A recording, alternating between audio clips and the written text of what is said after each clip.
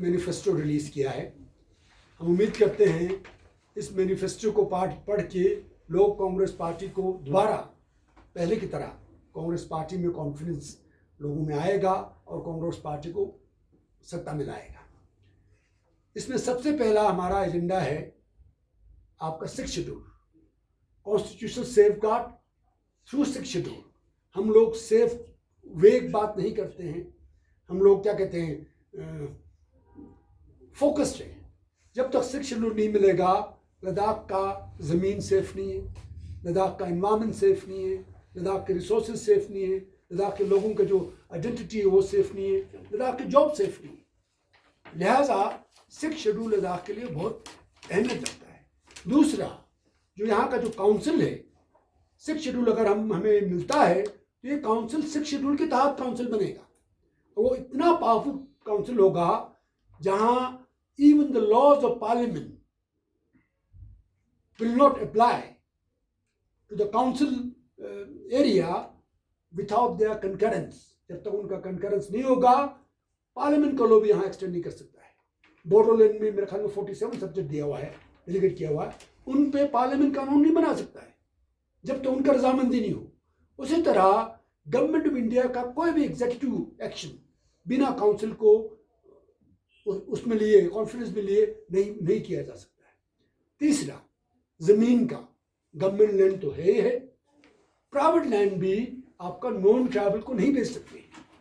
ये खसूसन 6 schedule tribal का land एलिनेट ना हो इसलिए बना है। तीसरा, जो आपका इकोनॉमिक अपॉर्चुनिटीज है, हुआ क्या था जब ग्रेटर असम था ब्रिटिश दौरान में, ये लॉ लाया था 6 शेड्यूल के फॉर्म में नहीं, दूसरे फॉर्म में, ताकि जो ट्राइबल्स का डिस्टिंक्टिव आइडेंटिटी बचे, उनका लैंड एलिनेट ना हो, उनके इकोनॉमिक अपॉर्चुनिटीज खाए ना। वही फिर जब हमारा संविधान बना उसमें बौद्धला कमेटी के जरिए 6 शेड्यूल लाया गया। तो कॉन्स्टिट्यूशन में अगर हम देखें, कॉन्स्टिट्यूशनल सेफ गार्ड की बात करते हैं, लोग बड़ा वेग बात करते हैं। कॉन्स्टिट्यूशन कोई सीक्रेट डॉक्यूमेंट नहीं है, हर कोई पढ़ सकता है। 3 आपका सेफ गार्ड मिलता है, प्रोविजन है। कौन कौन सा है? 5th शेड्यूल, 371 आपका 6 शेड्यूल। लद्दाख क्योंकि यहाँ पर ऑलरेडी काउंसिल है, 6 schedule is the most suited thing for Ladakh. 95% आपका ट्राइबल पॉपुलेशन है। काउंसिल को आपका लेजिस्लेटिव पावर मिलेगा। आप बिजनेसेस को रेगुलेट कर सकते हैं, ट्रेड लाइसेंस इशू कर सकते हैं, जमीन आप एलिनेट नहीं हो सकता है। हुआ क्या, अभी बोडोलैंड हो या बाकी चीजें हो, वहाँ 6 शेड्यूल मिलने से पहले उनका एक्सपीरियंस बहुत बुरा रहा है। प्लेन से लोग आके वहाँ बस के, मिसाल के तौर पर बोडोलैंड का अगर एग्जाम्पल दूँ, 75% ट्राइबल थे जब तक 6 शेड्यूल शुरुआत में। बीच में प्लेन से आके लोग वहाँ बस गए और 6 शेड्यूल मिलने तक ट्राइबल्स का पॉपुलेशन रिड्यूस होकर 27% पे पहुंच जाए। ऐसा लद्दाख में ना हो, इसलिए हम लोगों को पहले से ही इस तरह के कॉन्स्टिट्यूशनल सेफगार्ड ढूंढना चाहिए जो पुख्ता हो। 5th शेड्यूल की बात करते हैं। 5th शेड्यूल में क्या है? एक एडवाइजरी कमेटी है जो MLAs कंप्राइज करता है। यहाँ तो MLA है नहीं, 5th शेड्यूल हमारे लिए मायने नहीं रखता। 371 क्या है? 371 कंस्यू किया गया है गुजरात और महाराष्ट्र के कुछ जगह पे बोर्ड बनाने के लिए, फिर उसके बाद में नागालैंड ये वो करके स्टेट स्पेसिफिक है। That doesn't make sense to us. हमारे लिए सबसे ज़रूरी है 6 शेड्यूल, और वही हमें मिलना चाहिए। हमारा राइट है। 95% 97% आपका पॉपुलेशन शेड्यूल टाइप का, ये हमारा नंबर 1 एजेंडा है। दूसरा है फिर एजुकेशन, क्योंकि यहाँ का आबादी कम है, 3 लाख है। हम लोग चाहते हैं लद्दाख के लोग भी, जिस तरह कश्मीरी पंडित थे, जिस तरह पारसी है जो अगेन माइक्रोस्कोपिक आपकी मिनॉरिटी है, उनकी तरह पढ़ा लिखा हो, ताकि जहाँ भी जाए सिर उठा के जी पाए, जहाँ भी जाए इज्जत के साथ जी पाए। एजुकेशन आपका सबसे इंपॉर्टेंट टूल है। एजुकेशन तो होगा, आपका सेहत ठीक नहीं है, उस एजुकेशन का कोई मायने नहीं है। देयरफॉर हेल्थ पे इक्वल इंपॉर्टेंस। जो एजुकेटेड लोग होंगे, जिनमें आपका लाइफ स्किल्स होंगे, वो हेल्दी रहे।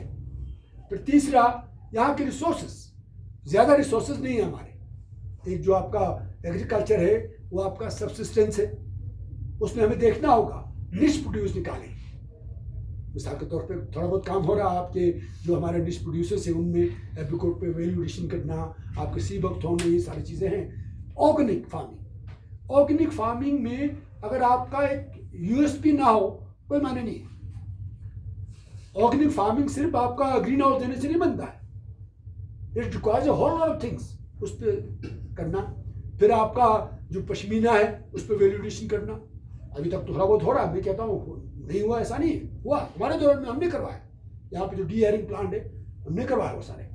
फिर आपका यहाँ पे हाइड्रल का पोटेंशियल है, हाइड्रल पोटेंशियल, लेकिन उसको हार्नेस करने के बाद में वो काउंसिल में फंड में जमा होना चाहिए उसका रेवेन्यू, ताकि लोगों के डेवलपमेंट के लिए वो यूज़ करें। सोलर एनर्जी की बात हो रही है, सोलर एनर्जी का 20,000 मेगावाट का, ये MNRE मिनिस्ट्री ऑफ, आज से कोई 7-8 साल पहले कंज्यूम किया गया प्रोजेक्ट, को कोई नया नहीं है। अब हो क्या रहा है, इसको प्राइवेट पार्टीज को दे रहे हैं। हमारा मकसद ये नहीं था प्राइवेट पार्टी जो भी हो इससे रॉयल्टी आए, नहीं तो हमें कोई फायदा नहीं। इससे या तो रॉयल्टी आए या रेंट आए, वो काउंसिल के आपके रेवेन्यू में जाए, ताकि वो पैसा लोगों की खिदमत के लिए लग सके, उसके डेवलपमेंट के लिए लग सके। उसी तरह आपके बहुत सारे इलाके हैं अभी ट्रांसमिशन लाइन से वो जुड़ा नहीं है, मिसाल के तौर पे दुर्ग ब्लॉक है, न्यूमा ब्लॉक है, उन सबको जोड़ना, और कम्युनिकेशन के आपके बहुत सारे टेलीकॉम की आपकी ज़रूरत है, चाहे in the form of tower हो या जो भी हो, उन सारे चीज़ों को भी देखना होगा। फिर आपका यूनिवर्सिटी, हमें बहुत ताना दिया गया, जम्मू को सेंट्रल यूनिवर्सिटी दिया, कश्मीर को सेंट्रल यूनिवर्सिटी दिया, लद्दाख को नहीं दिया। भैया आप तो यूटी भी बन गया, जो ना सेंट्रल यूनिवर्सिटी क्यों नहीं दे रहे हो? जो यूनिवर्सिटी दिया है उसका कोई, अभी जो यूनिवर्सिटी है फुनचौक साहब धक्का बक्का लगा के चला रहा है, ये तो किसी को पता नहीं है यूनिवर्सिटी है क्या चीज़ है। तो बहुत सारी चीज़ें करने की जरूरत है। सर, जो इलेक्शन से पहले आपका एक फॉर्मर एग्जीक्यूटिव काउंसलर रिजाइन दिया, फिर आपका फॉर्मर चेयरमैन रिजाइन दिया, फिर आपका वुमेन प्रेसिडेंट रिजाइन दिया, क्या वजह रहा है सर? मैं उस पर टिप्पणी नहीं करना चाहूँगा। फॉर्मर CEC ने तो इसलिए रिजाइन किया, उन्होंने कहा मैं 6 शेड्यूल के लिए जद्दोजहद करूँगा, इसीलिए मैं कांग्रेस पार्टी से रिजाइन करके एक कॉमन प्लेटफॉर्म पे जाऊँगा। तो मुझे मालूम नहीं, हमें तो बताया भी नहीं है। जो EC ने रिजाइन दिया, आबिदी साहब ने, मुझे मालूम नहीं, लेकिन लगता है शायद मैंडेट की वजह से होगा। उन्होंने मुझे बताया नहीं ना, उन्होंने प्रेस कॉन्फ्रेंस में बताया, मुझे मालूम नहीं क्या वजह है। उनका कहना यह है कि बीजेपी क्योंकि पावर में है तो लोगों की खिदमत करने का मौका, जो पावर वाले पार्टी के साथ आप जाएंगे तो ज़्यादा आपको मौका मिलता है, बोल के उनका ये कहना है।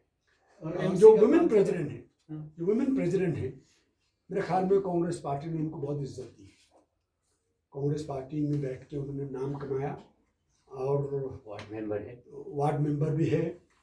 हमने बाकायदा उनको पार्टी का मैंडेट दे के वो जीते हैं एज ए वार्ड मेंबर, अच्छा काम कर रही थी। मुझे मालूम नहीं क्या उनका गिला शिकवा है, उन्होंने बताया भी नहीं। तो चले गए। अब लोगों का अपना मर्जी है, उसको हम बांध के तो नहीं रख सकते। सर, जैसे आपने कहा है कि जो बीजेपी को अगर इलेक्ट करते हैं, अगर वो जीतते हैं तो चीज़ों को फुलफिल कर सकते हैं, उसी को लेके आपका 6 शेड्यूल का मुद्दा है, जो अगर फॉर एग्जांपल कांग्रेस जीत के आता है तो आपके लिए उतना ही डिफिकल्ट रहेगा 6 शेड्यूल के डिमांड को लेके, क्योंकि सेंट्रली तो बीजेपी ही है। बीजेपी पहले 6 शेड्यूल के लिए वचनबद्ध कहाँ है, मुझे ये बताइए। आप जाके MP साहब का जो प्रेस स्टेटमेंट है, उन्होंने जो प्रेस को एड्रेस किया, उसको अच्छी तरह 2-3 बार देखिएगा। वो कहीं 6 शेड्यूल को सपोर्ट नहीं करता है, वो 6 शेड्यूल का डीमेरिट गिनाते हैं। तो मुझे नहीं लगता है कि MP, उनका बड़ा लीडर तो MP साहब ही है ना, प्रेसिडेंट भी MP साहब है, वो तो 6 शेड्यूल के फेवर में मुझे नहीं लगता है। गवर्नमेंट ऑफ इंडिया में जो हमारे वेटरन्स को बुला के ले गया, उन्होंने ये कहा 6 schedule we are open for discussion on the 6 schedule, कहीं कमिटमेंट नहीं है। लिहाजा मेरा कहना क्या है, मेरा कहना ये है, अगर आप बीजेपी को काउंसिल थमा देंगे, ये काउंसिल ने तो 6 शेड्यूल की रेजोल्यूशन अकेले के ऊपर तो नहीं डाला ना, उसमें 371 भी ऐड किया, उसमें उन्होंने वो डोमिसाइल भी ऐड किया। Domicile is no safeguard, domicile कोई सेफगार्ड नहीं है। डोमिसाइल एक जरिया है, एक गेट है, जिसके जरिए बाहर के लोग आके यहाँ पे बस सके। तो मुझे नहीं लगता है अगर बीजेपी को काउंसिल थमाया तो आपको 6 शेड्यूल मिलेगा। वो कहेगा ये वेटरन लोग कौन है, क्या लोगों का मैंडेट है इनके पास, लोगों का मैंडेट तो हमारे काउंसिलर लेके आए हैं, लोगों को वॉइस तो ये है, तब 6 शेड्यूल भूल जाइएगा। कांग्रेस पार्टी आएगा, पहला जो काम करेंगे 6 शेड्यूल के ऊपर रेजोल्यूशन। अब आप बोलेंगे कि एक रेजोल्यूशन पास करने से मिल जाएगा, मुश्किल है, लेकिन लोगों का जो एस्पिरेशंस है, लोगों का जो ख्वाहिशें हैं, वो उसमें रिफ्लेक्ट होगा। और क्योंकि लद्दाख एक इतना सेंसिटिव जगह है, इधर आपका चाइना है, इधर आपका पाकिस्तान है, लोगों के सेंटिमेंट्स को गवर्नमेंट ऑफ इंडिया इग्नोर नहीं कर सकता है। या आपका सिक्योरिटी हम बोलते हैं, सही है, फोर्सेस का डिप्लॉयमेंट होना चाहिए, है भी, क्या अकेला उससे हमारे बॉर्डर सिक्योर होंगे? नहीं, जब तक वहां पे रहने वाले बाशिंदे वो सिक्योर फील ना करें तब तक आपका बॉर्डर सिक्योर नहीं है। और जो बॉर्डर पे रहने वाले लोग सिक्योर कब फील करेंगे? जब उनकी मानशाह पे गवर्नमेंट उतरे, जब उनके इरादों पे, उनके ख्वाहिशों पे लोग गवर्नमेंट ऑफ इंडिया उतरेगा, तब जाके वो यहाँ के लोग सिक्योर फील करेंगे। तो लिहाजा ऐसा मत सोचिएगा कि कांग्रेस आने पे 6 शेड्यूल नहीं मिलेगा। कांग्रेस आने पे ही 6 शेड्यूल के ऊपर रेफरेंडम होगा। इसको आप एक रेफरेंडम की तरह लीजिएगा। अगर आप लोगों ने कांग्रेस को पावर में लाया, उसका मतलब है 6 शेड्यूल, लोगों का 100% 6 शेड्यूल के ऊपर सपोर्ट है बोल के।